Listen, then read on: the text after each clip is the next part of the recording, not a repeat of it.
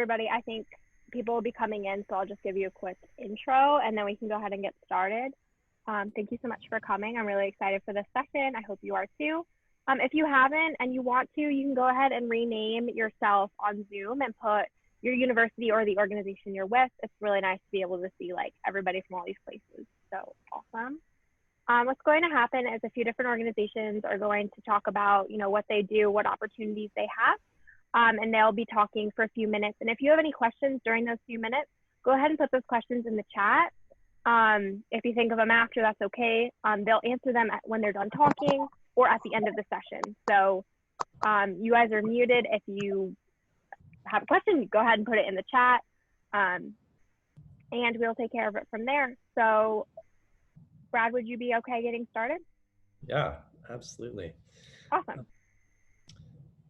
So thanks for letting me be a part of this. My name is Brad Brewer. I'm with LegacyKept. Formerly was a Bonner Director and Center for Community Engagement at Christopher Newport University for several years, which is really where I got my education. And so thrilled to be able to connect with you all again in this new capacity.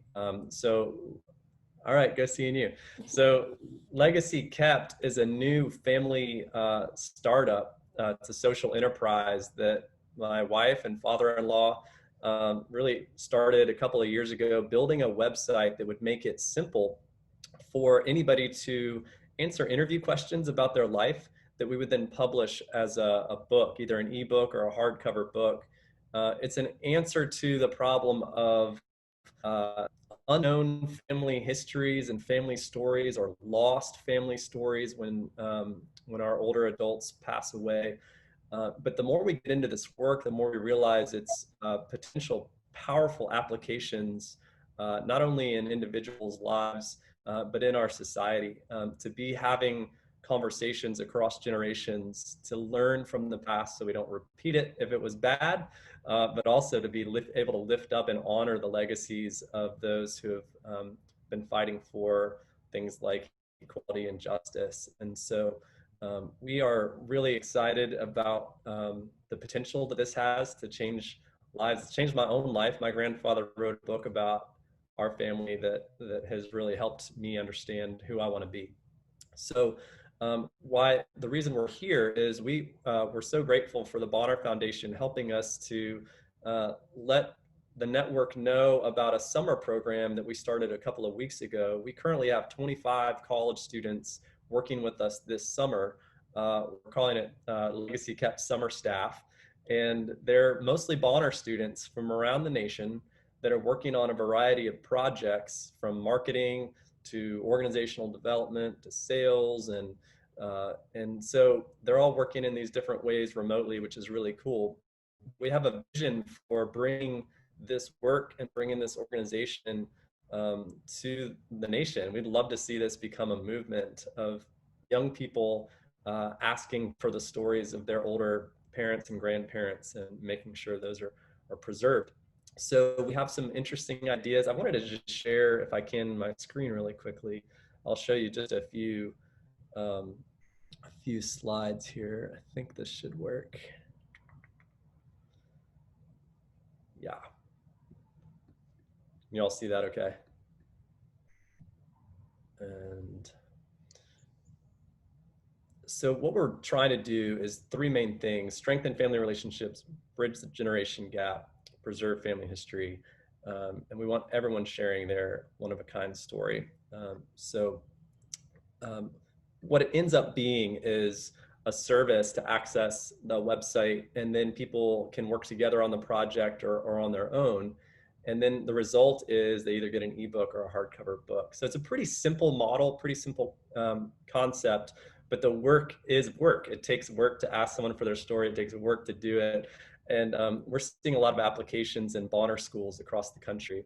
So what we'd love to be able to offer is if any student likes the idea of being part of this this project, where you maybe ask your own family members or community members near the campus where you go to school as maybe a senior capstone, we'd love your ideas to potentially bring this to college campuses, whether it's a LegacyKept club or just a part of your Bonner work.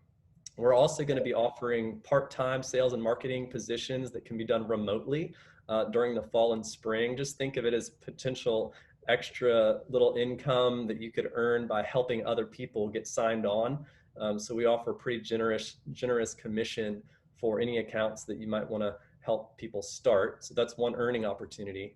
And then we do fully intend to run this program again next summer to do summer staff. And so if you've got either time left in graduate or in a gap summer, I hope you'll consider doing it. I'm not sure if am I about up out of time? Is that about? You got a minute left. That's 60 seconds. All right. So if you are interested in having more conversation or learning a bit more about what LegacyKept is doing, I hope that you'll just reach out with an email to me. My email is below, brad.brewer@legacykept.com. And you can also look at our website to see what we're up to. But it's been so fun and special to get to work with Bonner students from around the country already this summer. They're doing amazing work. And so we feel like it's sort of the best kept secret in the world to be able to work with students and do that remotely right now. So thanks for the opportunity. Thank you so much. Does anybody have any questions for Brad? If you do, you can go ahead and put them in the chat.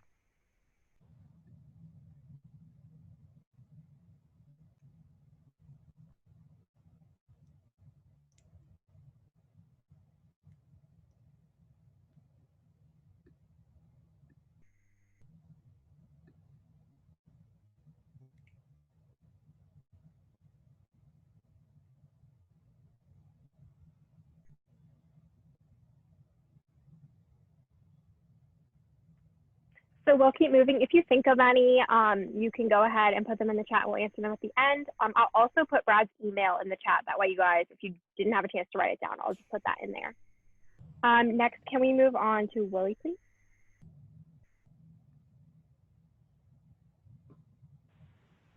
Definitely. Thank you so much. Thanks, Brad, and thanks everyone for being here and the Bonner Foundation for hosting us.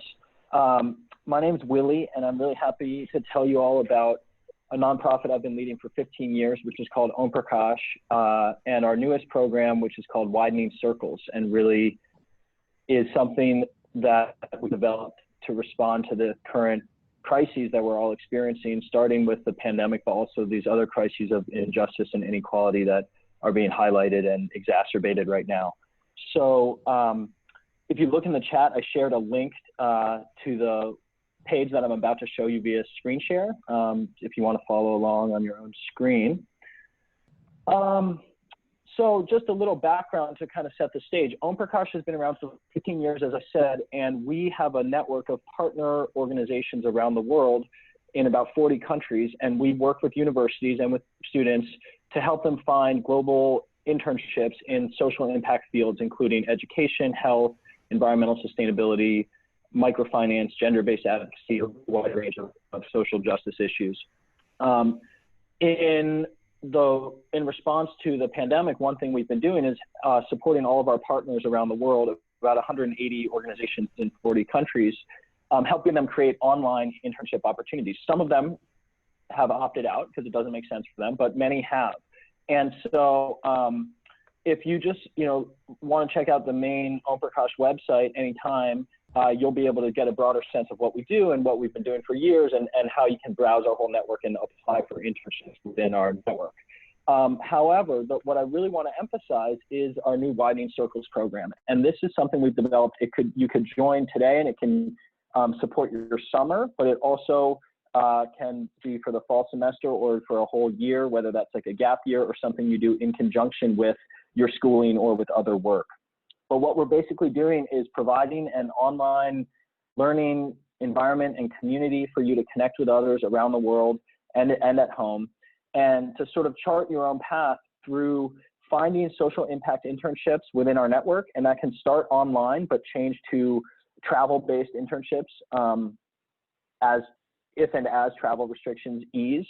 We'll also be emphasizing a lot on giving you a structure for exploring a local issue in your home community. That might mean volunteering at a food bank, or getting involved with voter registration, or even just from a research perspective, like trying to understand hunger and homelessness issues in your home city or whatever it may be. The whole Edge online learning platform, which I'll show you in a moment, we've been developing for years. It allows you to connect with other peers across the country and across the world who are in the same program, even though each of you is pursuing independent internships. And we also have a really strong mentorship program where you get connected with one of our team members who mentors you through the program.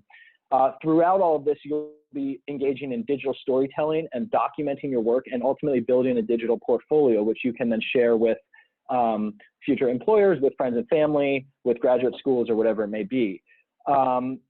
And I want to also just mention for the faculty and administrators who may be here, this is a public program which is open to anyone. Students can join any day, but we also do a lot of work partnering with universities and customizing our platform for them to help them offer their own branded programs. So we work with a number of universities across the country to do that, and I'd love to chat with anyone about that.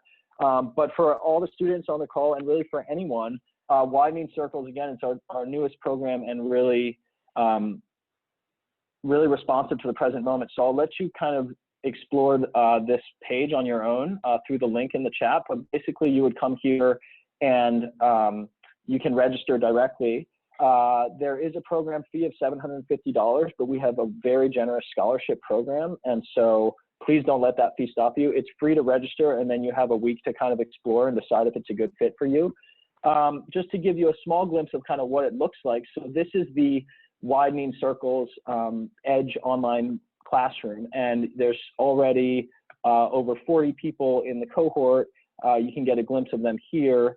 And these are students from different colleges and universities. You can see, you know, not just in the US, but someone from Spain, someone from Canada, and then indeed someone, you know, we have people in Malawi and from across our network.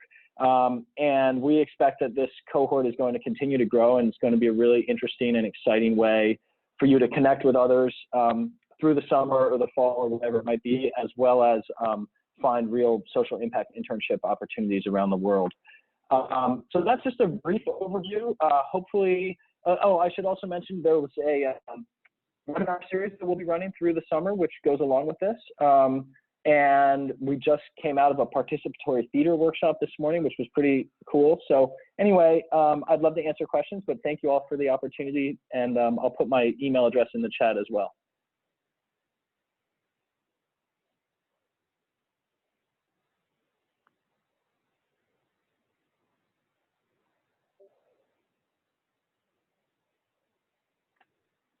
Thank you so much. And again, if people think of questions along the way, feel free to add them in.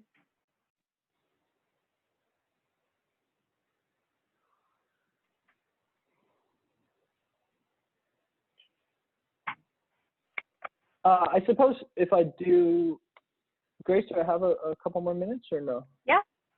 Yeah, okay, cool. Well, so one thing I'll do is just give a little more context on what I think makes Omprakesh unique, because I know there are a lot of people right now offering these kinds of like online internships, virtual service, et cetera.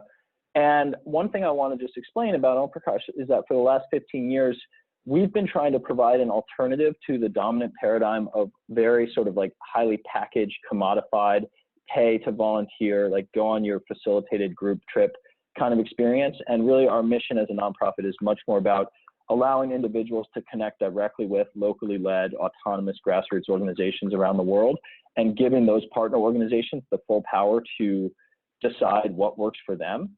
And so I want to emphasize that, you know, when you choose to join Widening Circles or any of our programs, it's not like you're picking a trip off the list of like, pay now for your, you know, online internship in this country or whatever. It's more you're choosing to be part of a community and engage in this curriculum and mentorship and the storytelling platform. But then ultimately you go through and independently browse our partners and apply to them with our support. And these partners around the world are reviewing your applications and setting up interviews and so on. And again, that might start with, you know, maybe this summer you do a virtual internship with organization, and then the fall or the winter, whenever travel restrictions change and you say to them, hey, can I actually come and work with you on the ground? And there's no added fees from Omprakesh for that kind of thing. We're not in the business of selling internships, and in fact, very deliberately trying to kind of decommodify that space. So you can think of Omprakesh as an open platform for you to connect with social impact leaders around the world.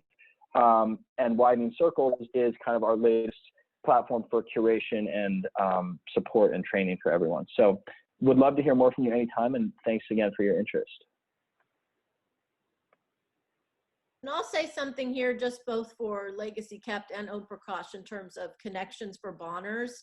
I think for LegacyKept, one of the connections could be, for example, I was at Berry College and they work with the local senior center, Sisters of Mercy, and they actually had many students as part of both being a Bonner and their community engaged learning course, they did oral histories with the seniors and produced books that were capturing these senior stories. So it's a nonprofit service. And so working with Brad, you might be able as a Bonner to figure out how you were connecting maybe you doing a little work on your own to get some revenue, some income for some of the stuff, but then you're also connecting it with the local community partners in your area. And I think with Willie, with Omprakesh, a lot of Bonners have summer internships and want to go abroad. And so what Omprakesh already has is a group, about 160 nonprofit partners all over the world that have been vetted and that would be a good, appropriate positions for Bonners to go do a summer internship. Now with COVID, that might have to be a remote summer internship, but ordinarily that could be even going to these places. And Omprakesh's financial model is expensive. Bonner could do that with their funds.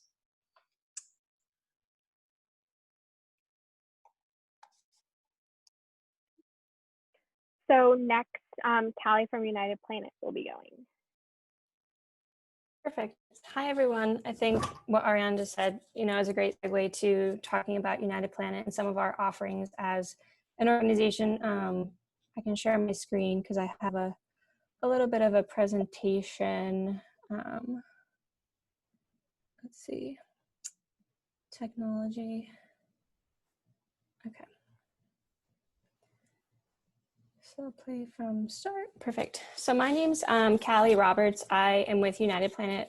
We are an international organization, a nonprofit based in Boston, Massachusetts. And we've had a great relationship with the Bonner Foundation over many years. Teresa Higgs, who was our old executive director, was a Bonner scholar herself when she was at University of Richmond. And that's how this great partnership started. And so a lot of experience working with Bonner students over the course of many years. So just wanted to talk through program offerings that we offer as an organization. Of course, kind of the conversation today is definitely around virtual opportunities and what you can really be doing with your summer or even beyond, given the current climate that we're all in with the coronavirus and the restrictions that have really been put in place due to the issues. But talking through United Planet, we are a nonprofit organization, and so that means we're mission driven, and our mission as an organization is to create global community one relationship at a time. And so we do this in a variety of ways. We have local programs in the US where we do service programs, exchange opportunities. We have this online space that we've recently segued to. For many years, we've had a virtual exchange program connecting classrooms from many different areas of the world. And now what we'll talk about later is these virtual volunteer and internship programs.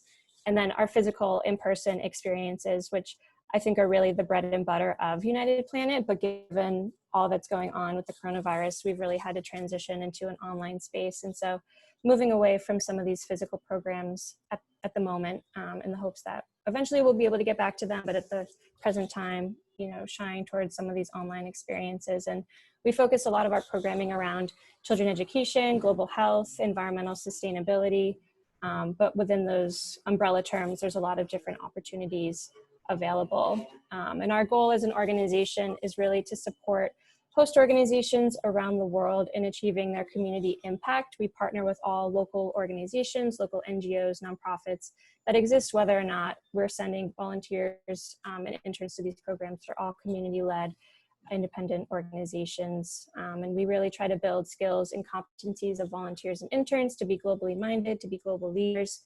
And we do that through offering diverse range of global projects. Because going back to our mission statement, it really is to foster cross-cultural relationships, shared understanding, and the world nowadays I think really needs as much opportunity to promote cross-cultural and mutual understanding and all of those types of important relationships. And so one thing that we've been really building out over the last few months, given the current pandemic situation and how it's affected our in-person programs and travel as a whole, is we've now developed these, what we're calling virtual quests. So virtual programs. These are virtual volunteer and internship experiences. And we define a virtual volunteer internship program as a remote experience where individuals can support these host organizations and still achieving their community impact, but doing this through online support, online projects, and virtual work tasks. And so just a little bit of information about the overview about the Virtual Quest program. We're still utilizing all of the partners that we've been working with over the course of our 20-year as an organization.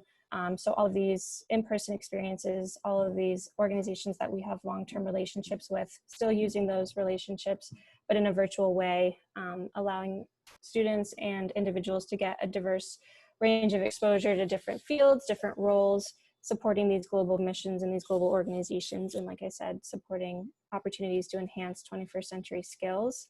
And the logistics of the program is we do have virtual volunteer and internship programs in the US as well as around the world, working with nonprofits and NGOs.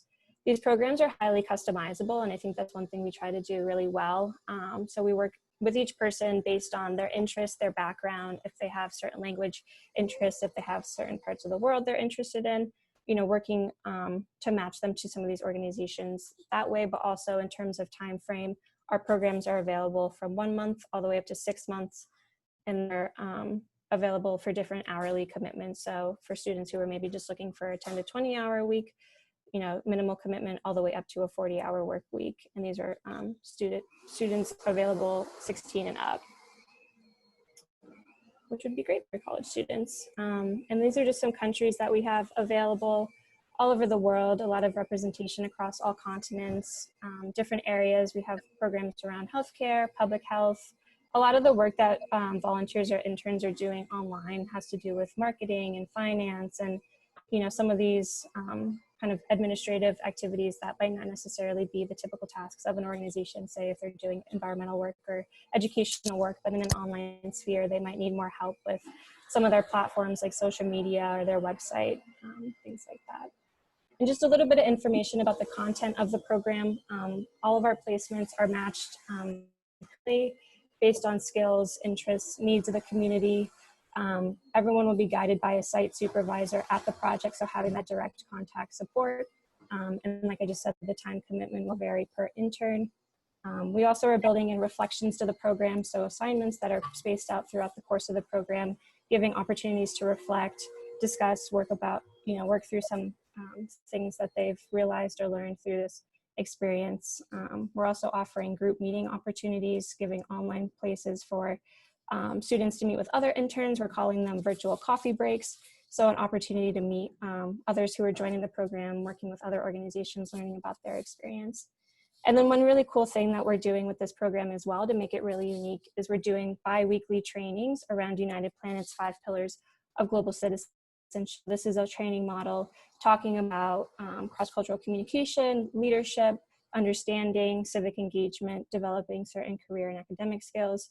All of these are built into the program as well. And then at the end of everyone's internship or virtual volunteer experience, we'll have virtual capstone projects where they're doing written and oral presentations with the host organizations in United Planet to summarize the work that they're doing. If it's a research-based program, you know, what findings, what lessons learned. If it's consultation, what suggestions do they have for the organization? And yeah, just some topics and thoughts about, you know, why United Planet programs might be a great fit. We really do have a highly personalized matching process to our global network of organizations. So really trying to align students' interests and skills and backgrounds with needs of different communities who can benefit from those different skills. We have an extensive pre-program training and orientation program for everyone to be ready and prepared to start this program and this global citizen leadership training, as well as the guidance and mentorship you receive from your site supervisor. And then United Planet provides support through check-ins, group meetings with the other interns. And then just one little note, we do have a great relationship with Bonner in the past where we provide scholarships for our in-person programs that are done over the summer. for the summer internship requirements, but given that most of those travel programs have been canceled, we're offering a 10% discount on our program fee for everyone joining the virtual volunteer program or internship program. So yeah, that's a quick little overview about our programs as they relate to the virtual, because that's really what we're dedicating a lot of our energy to now, because all the physical programs aren't really running. So this is my email. It's just callie@unitedplanet.org. I can put it in the chat as well. But if anyone has questions about, different organizations that we're working with, different ways they can utilize their time this summer, just speak through some options. There's no commitment. We really, want to make sure people feel like they have a really great fit with their organization before moving forward. So with that, I'll stop my share. Yeah, great being here and looking forward to hearing from some of the other presenters. And like I said, if anyone has questions or wants to chat about programs, feel free to either shoot me a message or shoot me an email, and happy to have that conversation. Thank you so much. That was awesome. Again, if anyone has any questions, feel free to put them in the chat. And Callie, will you also put your email in the chat? Perfect. Thank you. Next, Greg from Washington Internship Institute. Could you go ahead? Hi, everyone. It's great to be here. And you may have seen DC in the news lately. So always an interesting place to be at DC. So I also have a presentation that I will also share with you. Let me get that started. So there we go. Okay. So we're a nonprofit organization that, again, like everybody else, kind of is mission driven. We're here to help students have amazing and individually tailored internship experiences in the nation's capital, and balance that professional development with academics so that students are really getting a holistic experience in Washington. We have sort of a few components of our program. We have internships, obviously, then classes, and then the experience of being in Washington, as well as the support from our staff. So we start everything off with a conversation with our students once they're accepted into the program about what they're interested in, what they're looking for. And then we go out to do research to find opportunities in Washington, D.C. that we think will best suit those interests. And then we help students apply for them. So we help them with cover letters and resumes, and eventually interview preparation until they get that internship in Washington. And our students intern in a wide variety of fields. We accept students from every major. So it's not just politics and international relations, but really a wide range of students and student majors. Our students intern also at a really wide range of places, obviously with the federal government and in embassies as well. Probably the majority of our students intern at nonprofits or think tanks or lobbying groups. So if there's an issue that you're passionate about, odds are that there are 10 different organizations in DC working on that issue, and we'll help you connect to them. We also have students intern at local DC nonprofits. So depending on whether you want like a 30,000-foot view of an issue or really work on the ground on those issues, there are opportunities available. And on our website, we have a list of places where students have interned that's segmented by major. And it's really just to give you a sense of what opportunities are available and what students have done in the past. So, I'll scroll down a little bit to something like environmental studies, for instance. So you see here, again, the range that I talked about in terms of governmental organizations, but think tanks and lobbying groups. And then, we also have had students intern at local DC environmental organizations as well. So that's some examples of where we've had students intern. Again, really, what that list is a little bit misleading in a sense, in that we're really working with every individual student to find their best opportunity. So it's not like that's a comprehensive list, and it's also not limiting. So you intern 4 days out of the week with us, and then the day that you're not interning, you take 2 classes with us. One of those is called the Internship Seminar, and it's an opportunity for you to reflect on what you're learning in your internship and also work on professional skills like things like interviewing and networking to really make the most out of your internship experience. Then the other course is called the core course, and we always offer a course on US politics and policy and on international and foreign policy. And in those courses, they're pretty typical seminar structure, but we're taking advantage of being in Washington, D.C. by having speakers come and talk to you, and you going out on site visits to visit places where policy work happens. And we also have special topics courses on women's issues, the environment, public health, depending on if there's student interest in those. We provide housing to our students, so you don't have to worry about finding housing in Washington, D.C., which can be a nightmare. This is a picture of the building. It's located in Crystal City, just outside of Washington, D.C., but easily accessible to the district with through Metro. And so it's, again, sort of taken care of for you. If your Aunt Mary lives in Bethesda, you can go live with her for the semester if you feel like it. But we have the apartments available as well. And then we really try to take advantage of really provide students with opportunities to get to know Washington. So last semester, before the pandemic hit, students took a backstage tour of the Kennedy Center, went to the National Archives. So getting to know DC, and through orientation, we help you figure out how to get around the city and take advantage of it. So how our program works, we're a nonprofit, so we don't actually award college credit, but most of the time students earn college credit through their institution, and that's arranged beforehand, so everybody's on the same page. Usually it's a full semester's worth of credit between the internship and the courses, and you can also earn credits during our 10-week summer term. How you pay kind of depends on the arrangements that you have with your school, but the vast majority of our students pay what they normally pay to attend their institution for the fall and spring semesters. Usually they're financial aid travels, and we also have need-based scholarships and scholarships for students who belong to national honor societies as well. So just a little bit about our application process. We're accepting applications right now for the fall and spring semesters, and the application is really easy. It's all online. And I will say, just in the context of COVID, the internship hosts that we're talking to right now anticipate being available to have in-person internships for the fall.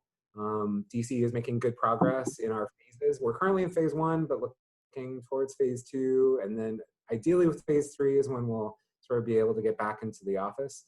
But we'll obviously keep our students and everybody else updated on what we're thinking, but the signs point to an in-person experience for the fall, at least for the beginning of it.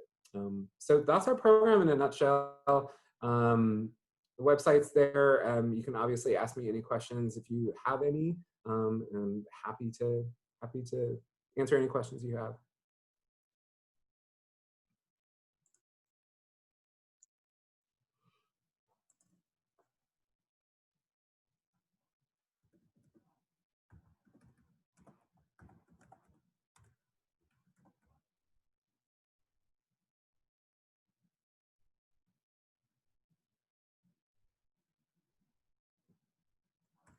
Sinclair, do you have a question?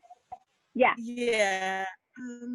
Just real quick to clarify, I'm not sure if you cut off or it wasn't gone over, but for the application process for the fall and the spring, so when you apply, it's for that upcoming summer or it's for like the spring semester? So our deadline for the fall semester is in 2 weeks. And then we're also accepting applications for the spring semester. We haven't opened up applications for summer. We'll probably do that at towards the end of probably October or November. Okay. And so when you applied, if you were to be accepted, that would be for that following session, if that makes sense? Yeah. Yeah. And we're also accepting applications for spring right now. You could apply for fall or spring right now. For summer 2021, we're holding off on that. But yeah. Okay. Thank you so much. Sure. Thank you so much. Again, any questions can go in the chat. And I think lastly, we have Carolyn from WellBeyond, and I'll go ahead and share your screen. Thank you. So hi, everybody. I am Carolyn Biondi, founder and facilitator at WellBeyond, helping individuals to cultivate well-being and resilience. And I'm based in Skillman, New Jersey. I'm thrilled to be among the panelists here today, all of whom are offering wonderful opportunities for learning and engagement for all of you leaders in the Bonner program.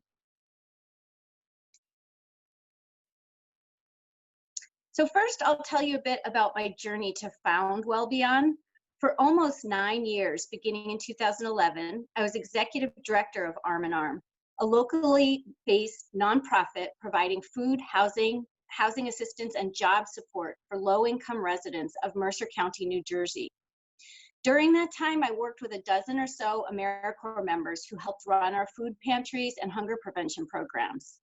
I was so impressed with all of them for their hard work and big vision for their own futures and that of our community.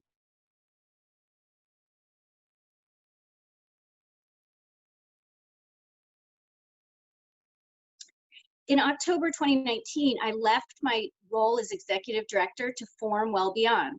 I was moved to make this change in my career after learning on the job about the foundational importance of individual resilience to well-being and success in low-income communities that Arm & Arm serves. As psychologist Karen Rivich says, resilience is a crucial ingredient, perhaps the crucial ingredient, to a happy, healthy life. More than anything, it's what determines how high we rise above what threatens to wear us down.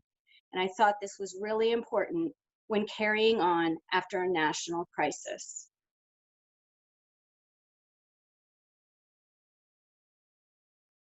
So now more than ever, we as individuals, as a nation, and as a world are being called to demonstrate resilience, to demonstrate character strengths such as bravery, kindness, fairness, gratitude, hope, and perseverance, to learn to see in new ways and from new perspectives so that we have a deeper understanding and appreciation for one another, and to maintain our well-being in the midst of a very challenging time.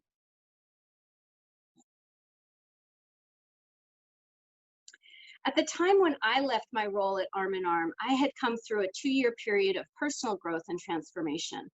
In 2017, I found myself almost completely burned out and in poor mental health. I had been focusing quite passionately on my work, but placed too little priority on my own self-care and well-being.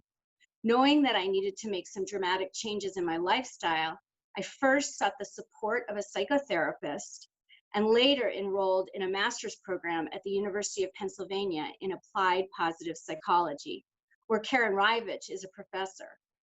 I have since added a certification to teach yoga to my toolbox, recognizing the importance of the mind-body connection and the deep wisdom of this ancient practice from which we can benefit. 2 years later, I'm now pursuing a vision to bring these leading-edge practices in well-being to anyone and everyone interested in leading a healthier, richer, and more fulfilling life through my practice at WellBeyond. So today, I will offer an overview on what positive psychology is, how the field thinks about well-being and resilience, and how it might be of interest to you as you set out on your professional career, or if you are a community partner organization, how it might be relevant to your services and your training curriculum.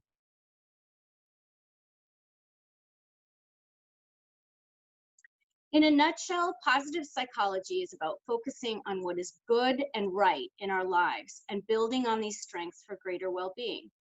Dr. Martin Seligman, a psychologist from the University of Pennsylvania, launched this movement of positive psychology at the end of the 20th century after a lifetime of research and clinical practice. He had concluded that the field of psychology, after 100 years or so of trying to ameliorate mental illness, had become mired in focusing on what was wrong with people.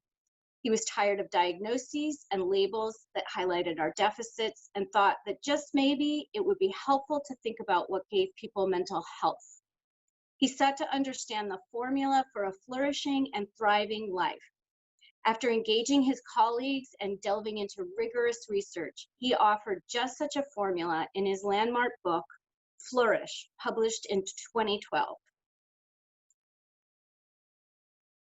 The keys to well-being Dr. Seligman and his colleagues found could be summed up in the acronym PERMA, which stands for positive emotion, engagement, relationships, meaning, and a sense of accomplishment. If we cultivate these elements in our lives, we are quite likely to experience well-being and to lead healthy, satisfying, and fulfilling lives. And now, 20 years after the founding of the positive psychology movement, there is an abundance of research about exactly how to cultivate these 5 elements. For example, one of the concepts that Dr. Seligman and his colleagues explored was that of character strengths, for which there are now over 700,000 articles in a quick Google Scholar search. I will be talking about how focusing on character strengths can ignite leadership capacity and build resilience in one of the breakout sessions tomorrow at 12 o'clock. Many of us here today have dedicated our lives to serving in communities predominated by socioeconomic hardship and the cascading challenges that go along with disparities in education, health, and other social service resources.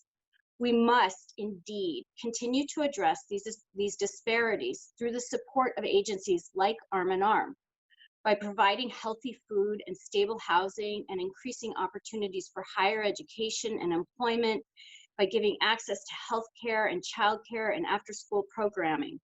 All of these services are essential. But we can also share well-being practices. We can share the research about how to build strong family relationships, how to find enjoyment and positive emotion in daily life, how to discover meaning and purpose and hope for the future and a sense of pride in ourselves and our achievements. And in doing so, we as service providers can help ourselves, because by and large, we also need to understand this formula. Bottom line is, when we feel good, we function better, and functioning better leads to greater resilience, the capacity to persevere through hard times for individuals and communities.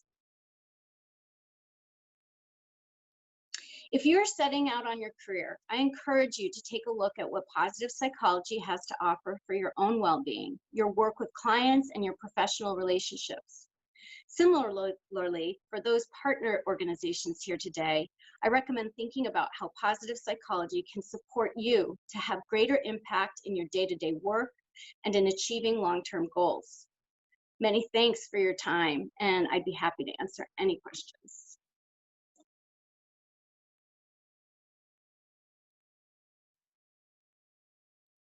Thank you. Again, any questions, you can go ahead and put them in the chat, as well as questions for any of the speakers, because we have gone through all of them. So if you thought of anything or anything you want to say, you can go ahead and put anything in the chat.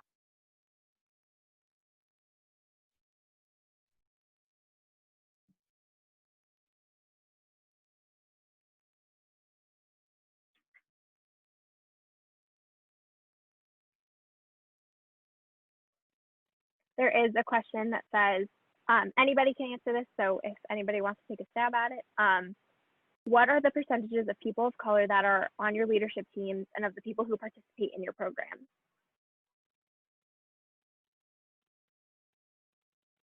This is Carolyn. So I'm the only one in my organization right now, but I am very interested in being incredibly inclusive and reaching people, particularly people of color who have, experienced the disparities that we're talking about: education, access to healthcare, access to social services that are so important to building well-being and resilience.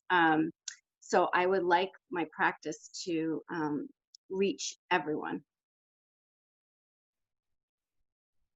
We're a small staff as well. We have 5 individuals, and one of our members is a person of color. In terms of students, I don't have the exact numbers, but it's a very large percentage, again, because it attracts a wide range of students, and we work with 2 Hispanic serving institutions from the Chicago area, as well as a number of public schools.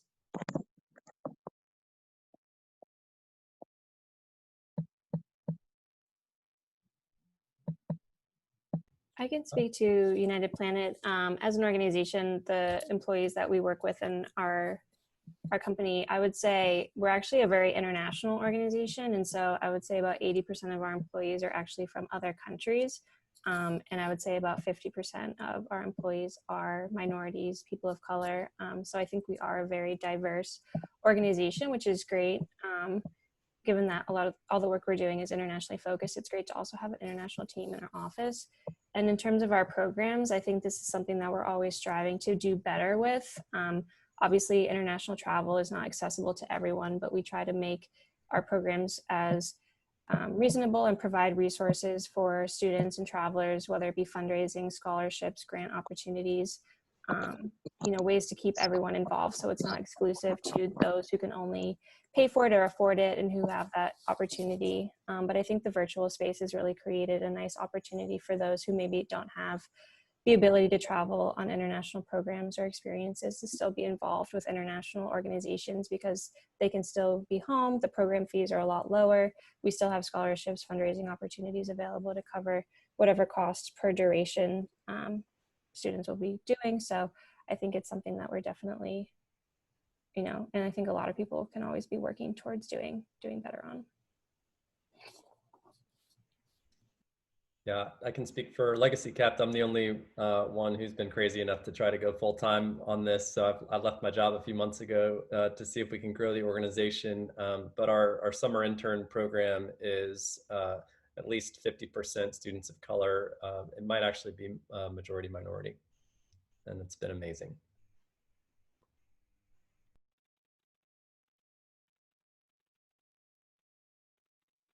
Willie, we can't hear you. I see your mouth moving, but I can't hear you. I'm sorry. Is that? There we go. Are we good now? Okay, yeah. Sorry about that. From Omprakesh, I just put a link into the chat. Our core team has 9 people, and 6 of them are people of color. And then our mentor team has around 55 people on it, and you can see, and it's a very diverse team representing many walks of life. As for our participants, it varies a lot based on the, based on the circumstances. We do have some university partnerships, for example, with Florida State University, where 40% of students every year are first-generation low-income students. And as we, anyone understands, that very often overlaps with other historical forms of marginalization in this country. So we do see quite a lot of diversity in our students through university partnerships such as that. And then in terms of what we just offer to the general public, the affordability of our programs we've always prioritized, like trying to make global engagement more ethical, educational, and affordable. And so that affordability piece does open the door for a lot of people. Beyond all of that, I just want to emphasize the core curriculum components of what we do really center on these questions of power and privilege and inequality, racial justice in this country, and broader forms of marginalization and inequality around the world. So that is not sort of like an afterthought for us or something that we're trying to, tick the box, but really that sort of consciousness raising is pretty central to the pedagogy that informs our work. And then I'll just pivot to answering Sinclair's question in the chat. What are the main things you focus on when looking at applicants? This is a really unique thing about Omprakesh. When you look for an internship with one of our partners, there's not someone in our office in Seattle or anywhere, in the Omprakesh team who's reviewing your application and then placing you.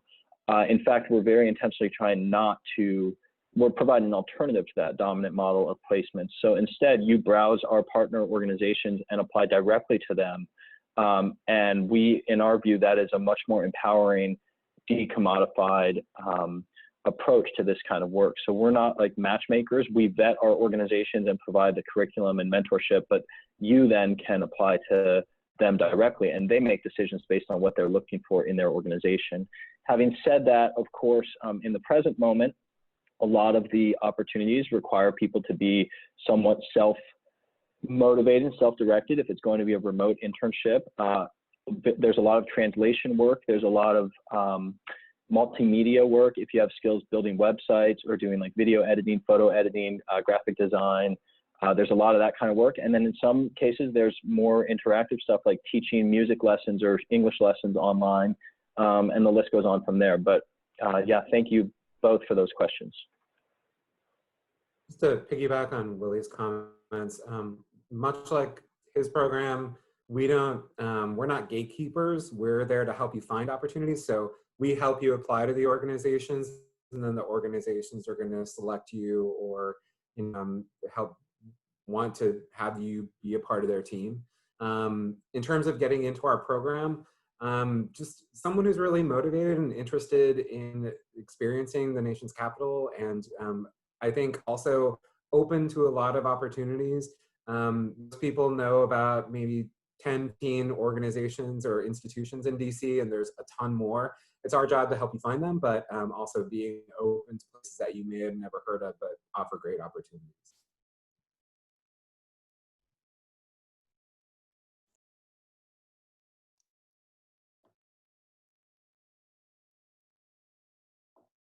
I wanted to jump in and just say one thing, just thank you to all of you for participating in this networking fair today. And I think one thing that's unique about all of you in this cluster is that you've had a personal relationship with the Bonner program and a connection with it before.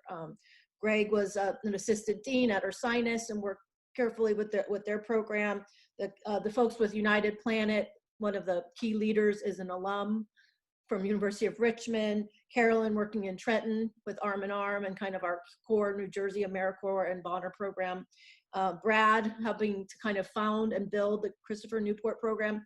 And then Willie, most recently, the new connection, I think, through kind of some shared common purposes around your work and in this higher ed community engagement and international space. So we really appreciate that. And it's important to know that there's some kind of connections in terms of relationships, in terms of who you'd be talking with.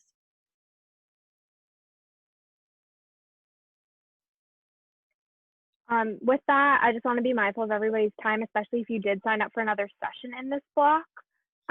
So we will be having these same presenters speak during this time. So if you did sign up for a different session, please make sure that you have the link and the registration information for that, because you'll be hearing it all again if you stay here, which is fine if you want to do that. I know I do.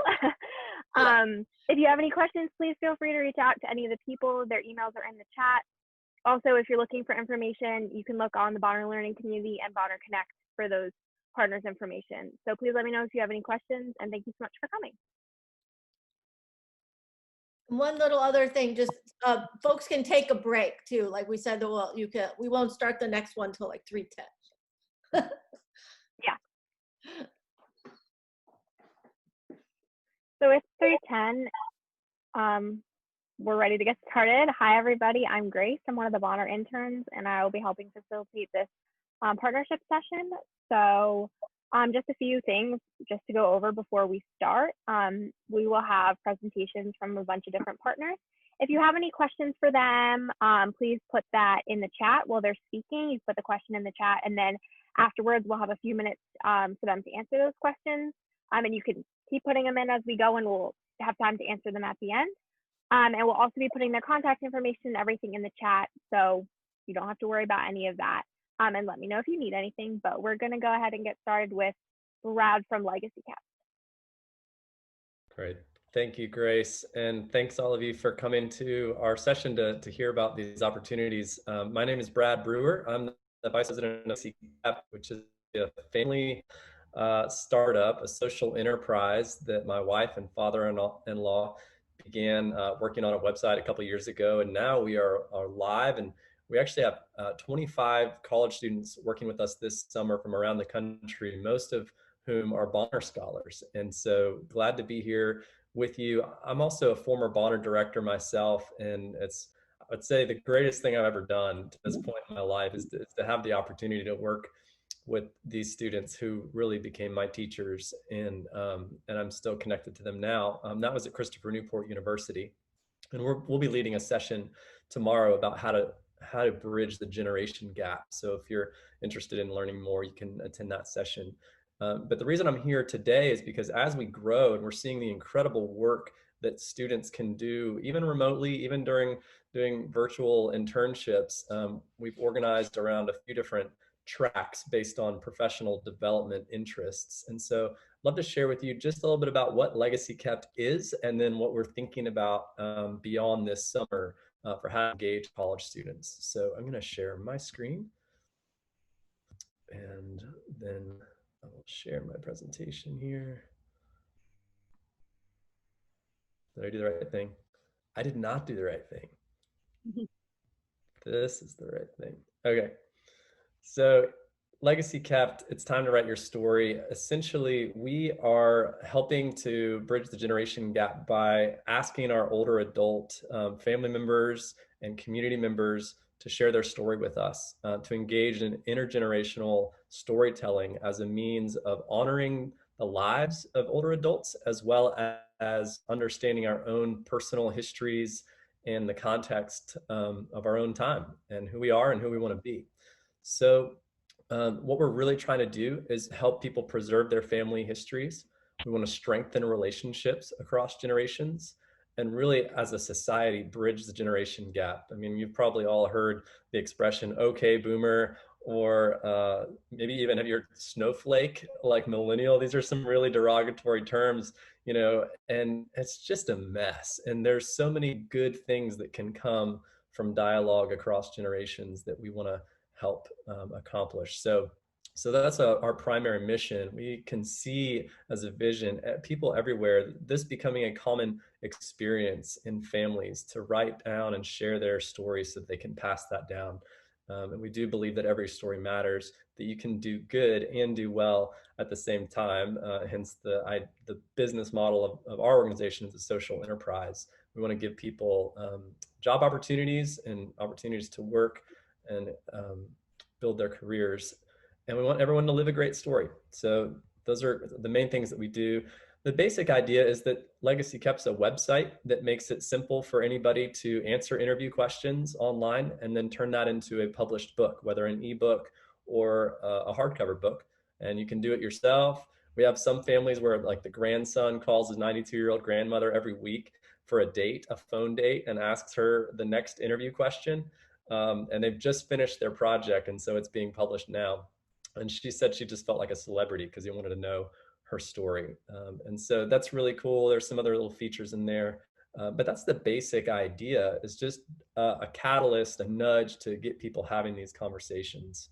And so what our opportunities are, we really, as a summer staff of college students right now from across the network, have been thinking that this would really work well on college campuses, that students who are passionate about understanding their own life, understanding the lives of the community leaders that have kind of paved the way, that maybe we could develop LegacyKept clubs, organizations. We want to offer part-time sales and marketing opportunities that can be combined with that work or separate. And then we'll definitely be doing summer staff again in 2021. I'm so proud of our current students.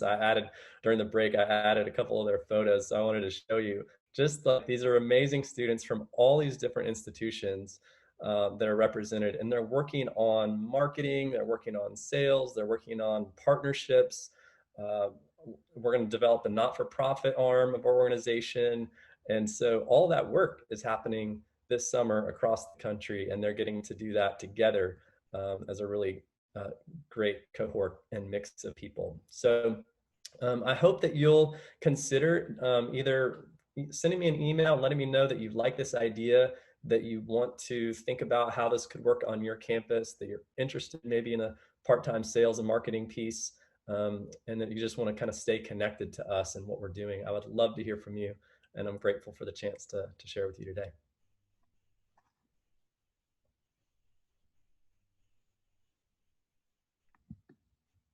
Thanks so much. Can you put your information in the chat? Yes. That'd be great. And if anybody has any questions for Brad at any time, like now or towards the end of the session, you can go ahead and put those in the chat, and he will definitely answer them.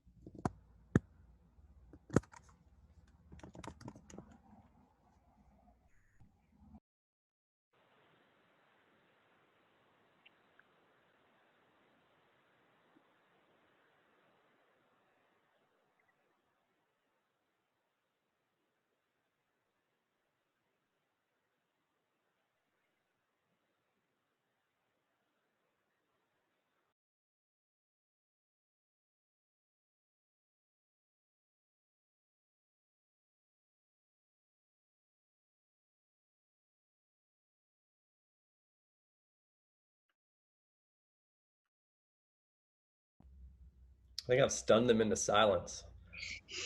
I think so. What is this?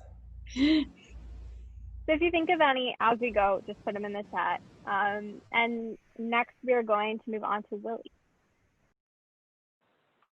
Great. Hi, everybody. Thanks to Donner for hosting us here, and thanks to my co-presenters as well. I just sent a link into the chat if you want to follow along with what I'm about to show you on my screen. But I represent an organization called Omprakesh, which is a nonprofit based in the US. And for the last 15 years, we've been working to connect students with global engagement, internship opportunities, and online learning communities to support those opportunities, with a real focus on making this whole space more ethical, more impactful and educational, and more affordable. And so I'm going to kind of explain to you how that all works, but really I want to draw your attention to our newest program, which we've built really as a way of responding to this present moment. And it's called Widening Circles. And, you know, in the past, kind of pre-COVID, I think, a lot of us may have thought of global engagement as this kind of binary thing of like, now you're at home, but later you're going abroad. And by the way, this is true not only for you know, global engagement, but even some sort of local volunteering or internship. It's like, you know, you're on your campus, but then there's an off-campus thing. And I think that this present moment is forcing us to recognize more of the many layers of interconnections where we can be involved with things locally, we can be working from home, but we can also be reaching out and engaging with other circles around the world. So Widening Circles is a very flexible, adaptable program to support students with a range of different things. And this can be for this summer. You can sign up today and get started today, or it could be something to think about for the fall semester or anytime beyond. It combines social impact internships within our network of Omprakesh partners, and I'll tell you more about how that works. Right now, most of those opportunities are online, given the obvious travel restrictions. But it's fully possible that you would start with an online internship and then sort of adapt that and travel to work with the same organization at some later date. There's also a local issue engagement and sort of research component of the program, which might mean that at the same time that you do an online internship with one of our global partners, you're doing something like working with a local food bank, or you're doing some vote registration, volunteering, or even just doing a locally led research project of your own to try to understand a given social issue. Then all of this is supported by our Edge online learning platform, which is a very robust and dynamic multimedia platform. I want to emphasize this is not Zoom. This is not just kind of more like death by Zoom. I fully understand and empathize. Everyone's sort of exhausted by that. So it's asynchronous online learning that really centers around digital storytelling and sharing and exploring. And so just as an example, you can see some of the recent posts that participants are making, talking about you know, work, whether it's in Buenos Aires or this is in Chile, and then someone else is talking about the coronavirus in Manhattan. I believe this person might be in Michigan, talking about how it has impacted them. So we're really bringing people together in this quite diverse and dynamic online learning community to support each person as they're pursuing their own independent path. And there's a strong mentorship component as well, where you're matched with one of our mentors and they support you throughout the process. And ultimately, there's a big emphasis on, again, this digital storytelling and building a digital portfolio, which you can then share with employers or graduate schools or your friends and family and so on. I want to really emphasize that this is not like business as usual. This is a new program that we've developed to respond to this present moment of paradox and crisis and chaos. In particular, the way that this pandemic has limited us and for so many of us kind of kept us out of contact with others and trapped us at home, it may feel, and at the same time highlighting these crises of health and inequality and injustice that demand our collaboration, and they demand that we reach out and engage with other circles. So we're really trying to provide a structure for that. And I want to really emphasize, again, the flexibility of the timing. So You could join now and say, hey, I'm looking for an internship just for the next few weeks or for the summer, or you could join now and do a slower ramp up and then do an internship in the fall and then potentially try to travel and make it an in-person internship in the winter, or whatever it may be. The total cost is $750, and I do believe this would be, in most cases, can be covered through the Bonner Scholarship. You can learn more about that. But we really, from the very beginning, have always been striving to be leading the field in terms of affordability and access of our programming. And so I know there are a lot of others out there that are selling kind of like packaged online internships, choose your internship from a menu and pay a bunch of money. And we have a very different approach to this. As I mentioned, Omprakesh has been around for 15 years, and we've built this network of partner organizations around the world. And these are not like Omprakesh projects that we run for the sake of being able to sell an experience to students, which unfortunately I do think is kind of a common paradigm in this space. But rather, we've built this network, which is all autonomous social impact organizations around the world. And you can go and, as a participant in our programs, you browse our platform and you can search for our entire network, and you can search by specific themes, whether that's health or the environment, economic development, human rights, disabilities, etc. You can search by region, and you can search by the type of work that you'd be doing. And if you're interested in a given position, like, this organization in Chile is looking for monitoring and evaluation assistance. That's an online position. This organization in Kenya is looking for impact storytelling. You don't apply to Omprakesh and ask to be placed, or purchase a placement from us.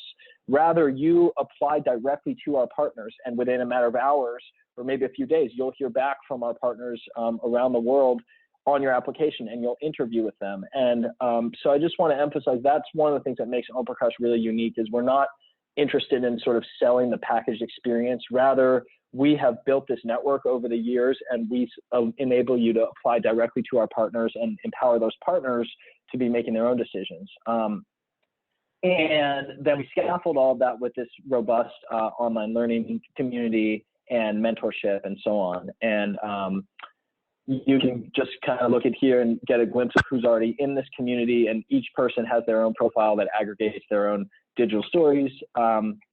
And I also just want to mention to the university, faculty and administrators on the call, that while students are welcome to just join our public program, which I was just showing you, we also do a lot of partnering with universities and developing custom programs for them. So if you're wondering, how can we create an adapted space that is specifically for students on our campus to connect with each other as they pursue these kinds of opportunities, I'd love to chat about that as well. So that's a brief overview. Again, you can contact me directly. I'll put my email in the chat, or just follow the link I just sent. You can register for free and just check it out, and then you have a week to pay the deposit. We also have a very generous scholarship program, which I didn't mention. So there's really hopefully no barrier to at least checking it out and seeing if it seems like a fit for you. And I'm always happy to chat directly. So I'll even put my phone number here as well if anyone wants to reach out. Thank you all, and I'd love to hear any questions.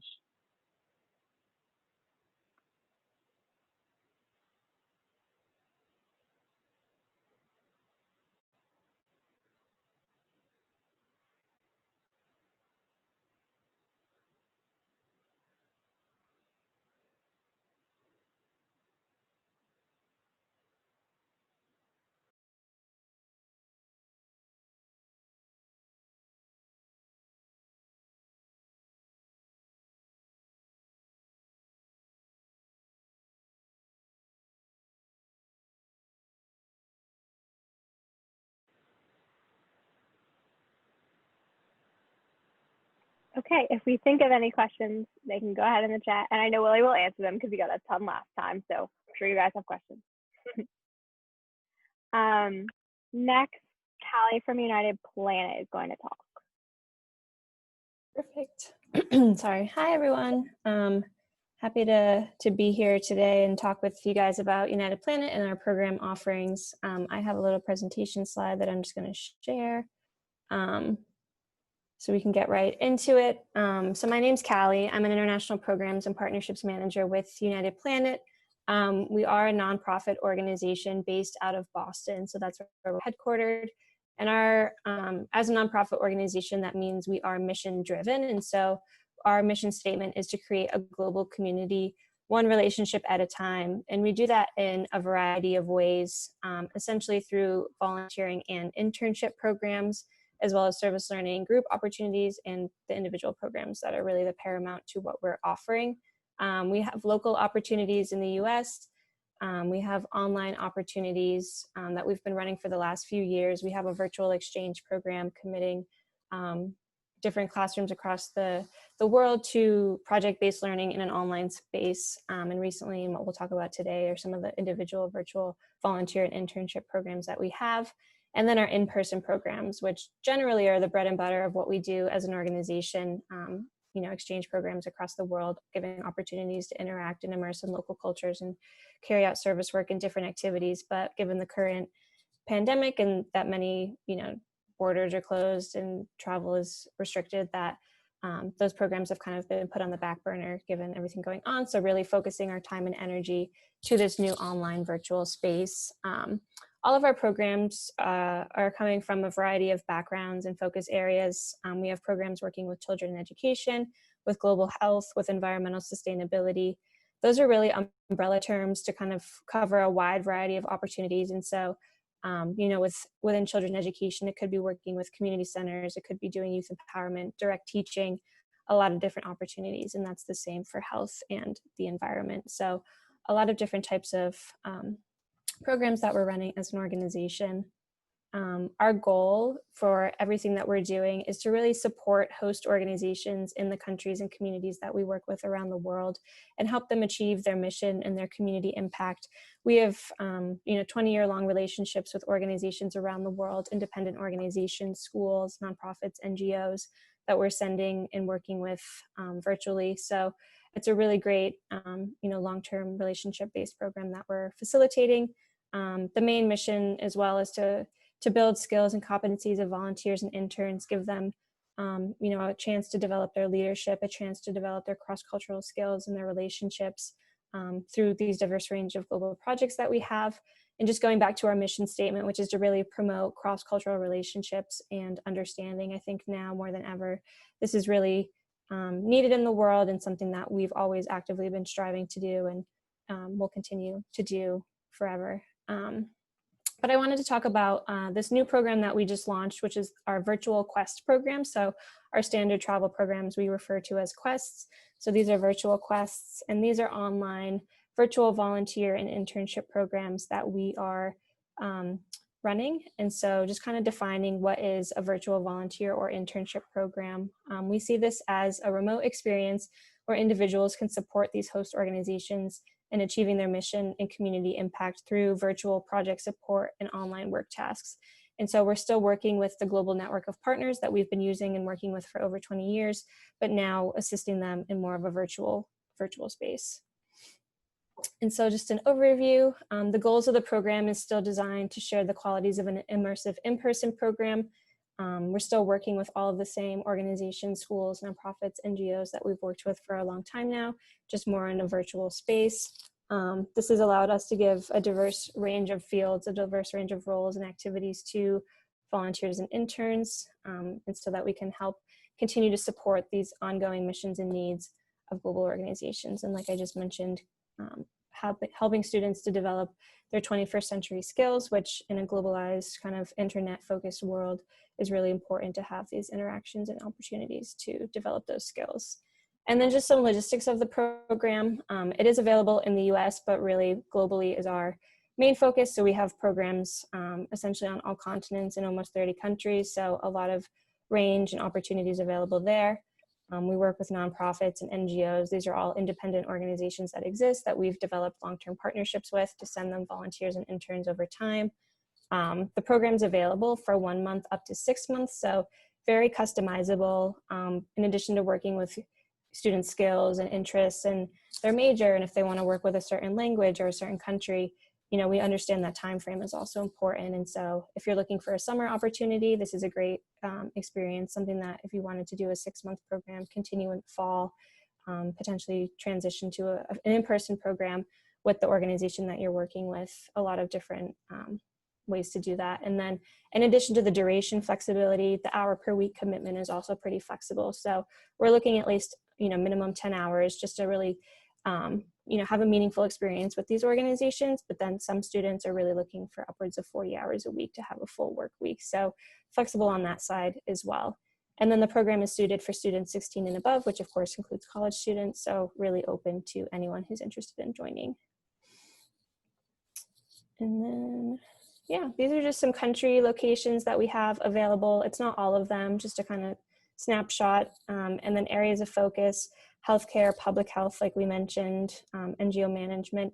A lot of the organizations that we're working with, while they might be education organizations, healthcare organizations, or a farm, or wildlife program, because it's virtual work, some of those tasks that volunteers or interns are typically doing, you can't do those well or productively online. And so a lot of the help that these organizations are needing with marketing or finance, fundraising, promotion, different things that can be done easily through a remote experience and still contribute and give back to ways that the organizations need.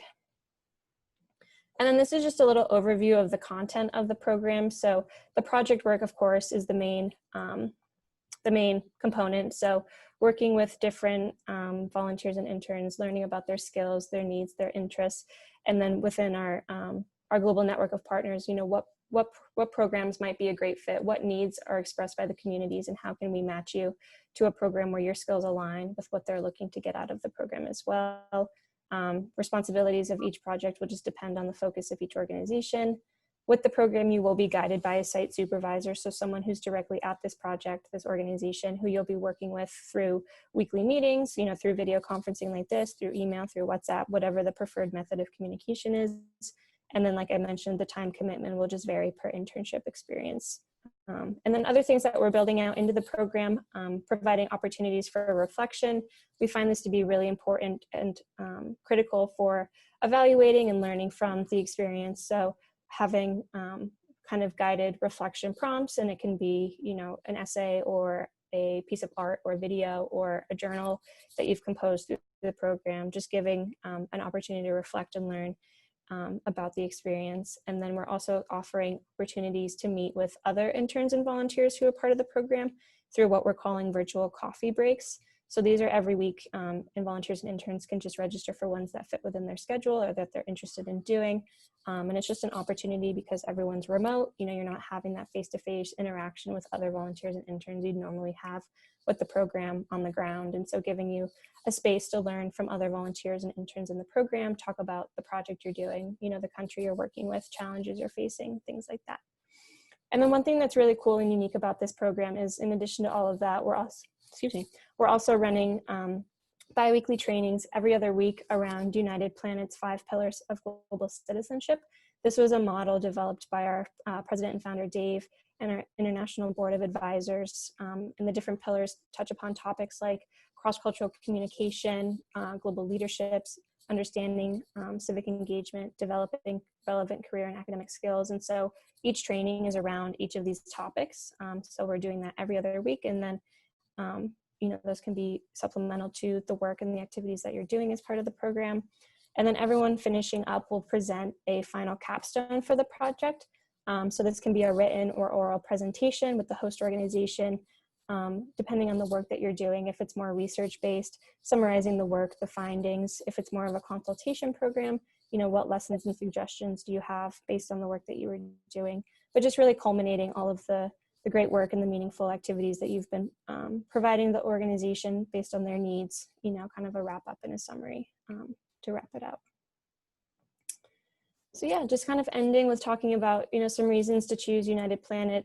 We have a personalized matching process with our global network of partners. And so understanding each student's unique skill set, their interests, their language abilities, their major, anything that really is relevant to finding a program that seems like a great fit. And then from there, we have our global network of partners. We have the community needs. We know what they're looking for in someone who's joining on. So that personalized matching process is really key. We have an extensive pre-program orientation and training component where we're just really getting everyone prepared for the program, outlining what does it mean to do a virtual internship, how can I best work remote, how can I get through some of these challenges that come with being all online. The global citizen leadership training, which I just talked about, having this mentorship and guidance from your site supervisor to gain professional and personal feedback and really be mentored in specific career fields or specific types of programs, these group meetings to give you interaction with other interns, and then of course the ongoing support that you receive from United Planet as part of the program. So that's your weekly, monthly check-ins, really collaboratively working with you and the project that you'll be with to ensure it's a mutually beneficial and enjoyable experience. And then finally, a nice little kick is Bonner students do receive 10% off our program fees. We've had a great relationship with Bonner over the last few years, providing scholarships for our in-person programs, but given that those are really all halted at the moment, still keeping that relationship strong by providing students with a discount off the program fee, which is based on the duration. All of that information is also on our website if you are interested in learning more. But yeah, that's a little bit about United Planet. We're super excited to work with students, especially Bonners, who have such a strong commitment to service and community impact. So hopefully, there's some alignment with what the work that we're doing. This is my email. I'll also put it in the chat when we're done here. But if anyone just wants to kind of discuss programs, what kind of options are available, any questions you might have, there's no commitment, to have a conversation. And then from there, of course, working closely with you to get you started with your virtual internship or volunteer program. So yeah, hopefully that was helpful and looking forward to conversations. And I'm gonna put my email in the chat right now. So feel free to email me directly if you wanted to talk further. Thank you, Callie. Again, questions can go in the chat if anybody has any.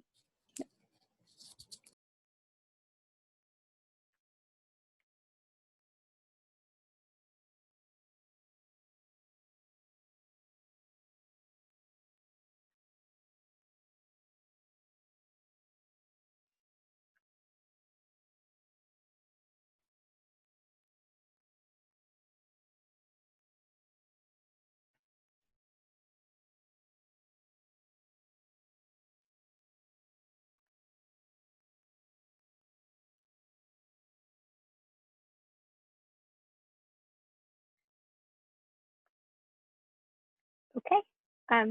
Again, questions at any time. Next, we're going to move to Greg from Washington Internship Institute. Hi, everyone. Hope you're hanging in there with all this Zoom fatigue. I'm going to talk about a program, which is the Washington Internship Institute. We're a nonprofit organization. This is our 30th year in existence, so we've been doing this for a while. And we're really focused on providing students with great internship opportunities in Washington, D.C. So I'm going to share my screen here, and we will get to the presentation. All right. So, sure.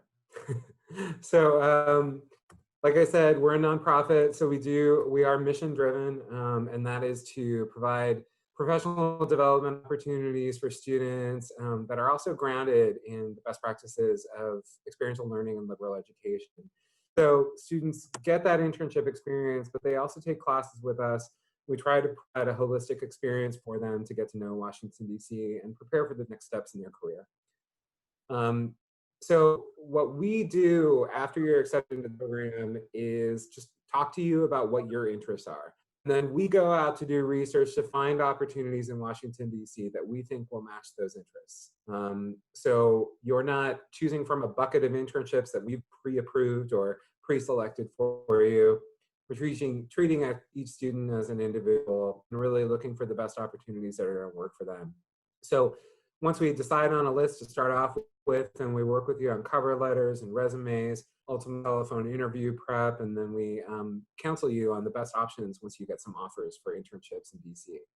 So Our students have interned at a really wide variety of places, obviously in the federal government, but also in nonprofit world. So giving you an example here, on our website, we have places where students have interned in the recent past. And this gives you a sense of the variety of options that are out there. So if you're interested in the law or legal studies, we've had students recently with the Supreme Court and the Department of Justice. We've also had students intern at the immigration sector of the American Bar Association and with local DC organizations like the DC Volunteer Lawyers Project and another organization not listed here called Rising Justice, which is sort of a legal aid association. So really, we try to work with you as much as possible one-on-one to find you the best options that are going to work the best for you and suit what you're interested in and what you're passionate about. Because I think, especially in DC, there's a ton of passionate people, and they want to have interns who are just as passionate about the issues as they are. So you're going to intern 4 days out of the week. The other day of the week, you take 2 classes with us, and one of those classes is called the Internship Seminar, and it's focused on making the most out of your internship experience. So providing you with opportunities to gain professional skills in networking and interviewing, but also providing you with an opportunity to reflect on your experience, analyze the experience itself, and prepare you for the next steps in your career. The other course that you take is called the core course, and we always offer 2 options for that, one on US politics and policy and another on international and foreign policy. And in that course, it's a traditional academic seminar, but you're taking advantage of being in Washington by going out and visiting places where policy takes place, as well as having speakers come in to talk to you about the work they do. We also have special topics courses in women's issues, the environment, and public health that we run based on student interest. So students can take advantage of housing that we provide for them, an apartment we share with other students in the program located in Crystal City, which is just outside of the district, but easily accessible to the district through the metro. You don't have to use our housing. If you have relatives or friends who live in the district, you can also live with them. But a lot of students take advantage of this because if you have tried to look for housing in DC, it's a nightmare. So that's another component of our program. And students really like our apartments. We've had alumni come back and use our apartments as they get their first steps in DC. We want you to explore DC, and I know that's a little challenging given what's going on right now, but also the COVID crisis. But we give you an orientation to get you, comfortable to explore DC. And then we have activities throughout the semester so you can get to know what a great city it is beyond all the memorials and monuments. We've taken students to backstage tour of the Kennedy Center, to Nationals games. Hopefully we'll have baseball again soon. And really just get to know Washington as a city and not just as our nation's capital. So how our program works, we're a nonprofit organization, so we don't provide credits, but most of our students earn credits from their own home school.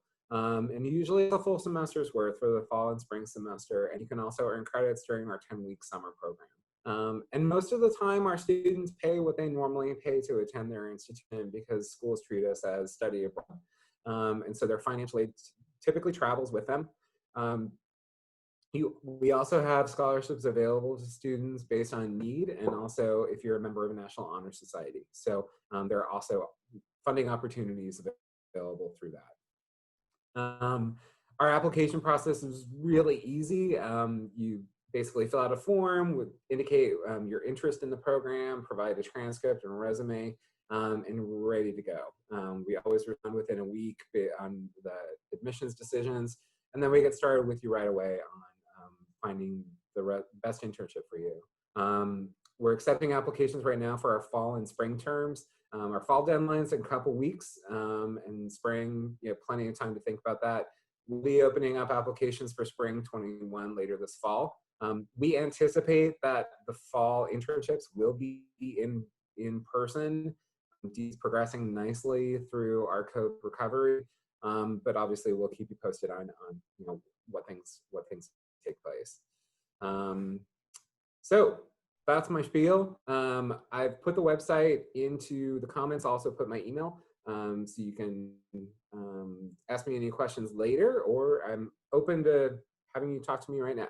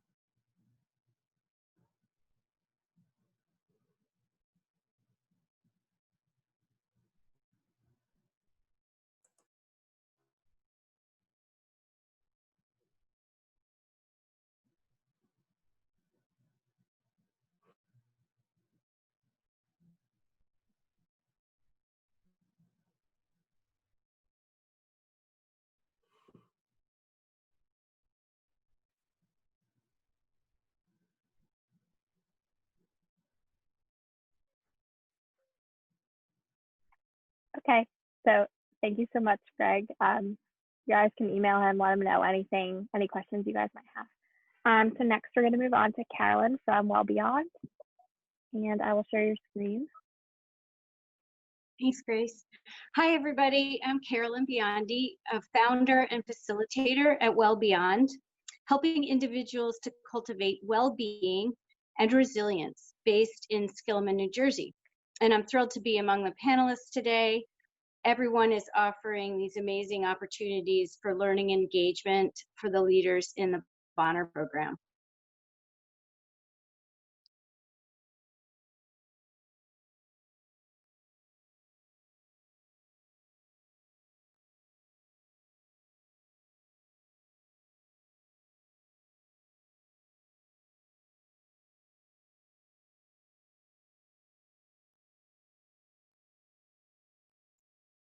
Grace, you can just scroll through it if it's easiest. There you go. So first I wanted to tell you a bit about my journey to found WellBeyond. For almost 9 years, beginning in 2011, I was executive director at Arm & Arm, a locally based nonprofit providing food, housing assistance, and job support for low-income residents of Mercer County, New Jersey. During that time, I worked with a dozen or so AmeriCorps members who helped run our food pantries and hunger prevention programs. And I was so impressed with all of them for their hard work and big vision for their own futures and for that of our community. In October of 2019, I left my role as executive director to form WellBeyond. I was moved to make this change in my career after learning on the job about the foundational importance of individual resilience to the well-being and success in low-income communities that Arm & Arm served. As psychologist Karen Rivich said, resilience is a crucial ingredient, perhaps the crucial ingredient, to a healthy, happy life. More than anything else, it determines how high we rise above what threatens to wear us down. And so important right now when carrying on after a national crisis. So as everyone knows, now more than ever, we as individuals, as a nation and as a world are being called to demonstrate resilience. We're being called to demonstrate character strengths like bravery and kindness and fairness, gratitude, hope, and perseverance, to learn to see in new ways and form new perspectives so that we have deeper understanding and appreciation for one another, and to maintain our well-being in the midst of this most challenging time. So at the time when I left my role at Arm & Arm, I had just come through a 2-year period of personal growth and transformation. In 2017, I found myself almost completely burned out and in poor mental health. I had been focused quite passionately on my work, but placed too little priority on my own self-care and well-being. Knowing that I needed to make some dramatic changes in my lifestyle, I sought the support first of a psychotherapist and later enrolled in the master's program at University of Pennsylvania in Applied Positive Psychology, where Karen Rivich is a professor. And I've since added a certification to teach yoga to my toolbox, recognizing the importance of the mind-body connection and the deep wisdom of this ancient practice from which we can benefit. So 2 years later, I'm now pursuing a vision to bring these leading edge practices in well-being to anyone and everyone interested in leading a healthier, richer, and more fulfilling life through my practice at WellBeyond. Today, I'm going to offer an overview on what positive psychology is, how the field thinks about well-being and resilience, and how it might be of interest to you as you set out on your professional career, or if you're a community partner, how it might be relevant to your services and your training curriculum. In a nutshell, positive psychology is about focusing on what is good and right in our lives and building on these strengths for greater well-being. Dr. Martin Seligman, a psychologist from the University of Pennsylvania, launched this movement in positive psychology at the end of the 20th century after a lifetime of research and clinical practice. He had concluded that the field of psychology, after 100 years or so of trying to ameliorate mental illness, had become mired in focusing on what was wrong with people. He was tired of diagnoses and labels that highlighted our deficits and thought that just maybe it would be helpful to think about what gave people mental health. He sought to understand the formula for a flourishing and thriving life. After engaging his colleagues and delving into rigorous research, he offered just such a formula in his landmark book, Flourish, published in 2012. The keys to well-being Dr. Seligman and his colleagues found could be summed up in the acronym PERMA, which stands for positive emotion, engagement, relationships, meaning, and a sense of accomplishment. If we cultivate these elements in our lives, we are quite likely to experience well-being and lead a healthy, satisfying, and fulfilling life. And now, 20 years after the founding of this movement, there is an abundance of research about how exactly to cultivate these 5 elements. For example, one of the concepts that Dr. Seligman and his colleagues explored was that of character strengths, for which there are now over 700,000 articles in a quick Google Scholar search. I will be talking about how focusing on character strengths can ignite leadership capacity and build resilience in one of the breakout sessions tomorrow at 12. So many of us here today have dedicated our lives to serving in communities predominated by socioeconomic hardship and the cascading challenges that go along with disparities in educational, health, and other social service resources. We must indeed continue to address these disparities through the support of agencies like Arm in Arm, by providing healthy food and stable housing and increasing opportunities for higher education and employment, by giving access to healthcare and childcare and after-school programming. All of these services are essential.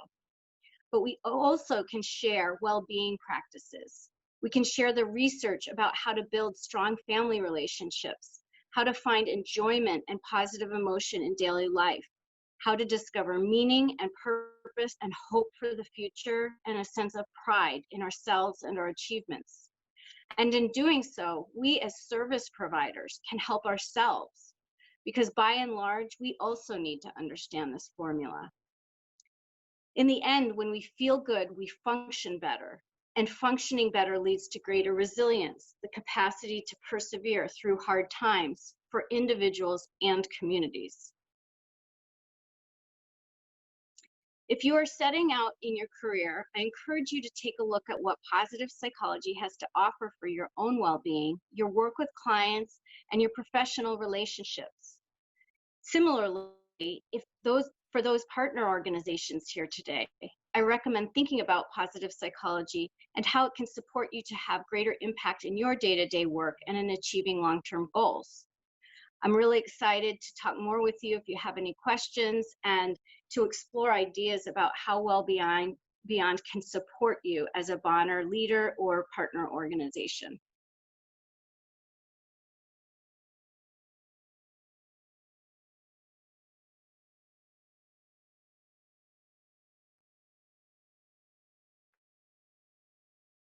And Carolyn, will you be putting your email in the chat, please? Yes, I will. Awesome. So Carolyn was the last partner to speak. So if anybody has any questions for anyone or like a blanket, how does the application process work? You can go ahead and put that in the chat. We still have a few more minutes. So whatever you're wondering, they'd be happy to answer. And as people chat, I want to jump in and just say thank you to all of our national partners, international partners for being a part of this session, and just encourage all the bonders that are on it too to think creatively about how you might connect with these individuals, because it could be in a school year internship, it could be a summer internship, it could be visiting them, at some point remotely, through on Zoom or in person through one of our trips. And also could be for one of your capstone projects. So if you don't understand how you might be able to fit, I'd encourage you to just reach out directly, because all of these individuals have kind of a connection with Bonner and understand the program well.